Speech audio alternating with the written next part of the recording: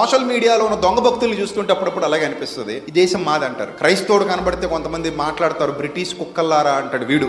మరి మిమ్మల్ని కుక్కలు అనాలి? అసలు క్రైస్తవుడికి బ్రిటిషోడికి సంబంధం ఏమైనా ఉందా? అంటే మనం నమ్ముకున్న క్రీస్తుని వాళ్ళు నమ్ముకున్నారు కాబట్టి మనం బ్రిటిష్ వాళ్ళం అయిపోతామా? అంటే ఇప్పుడు ఎవడైనా దొంగ మీ దేవుణ్ణి నమ్ముకుంటే నువ్వు దొంగ అయిపోతావా? ఒక రేపిస్ట్ మీ దేవుణ్ణి నమ్ముకుంటే నువ్వు రేపిస్ట్ అయిపోతావా? ఒక ఉగ్రవాది మీ దేవుణ్ణి నమ్ముకున్నాడని మీరు అందరూ ఉగ్రవాదులు అయిపోతారా? అలానే బ్రిటిష్ వాళ్ళు అందరూ చెడ్డోళ్ళేనా?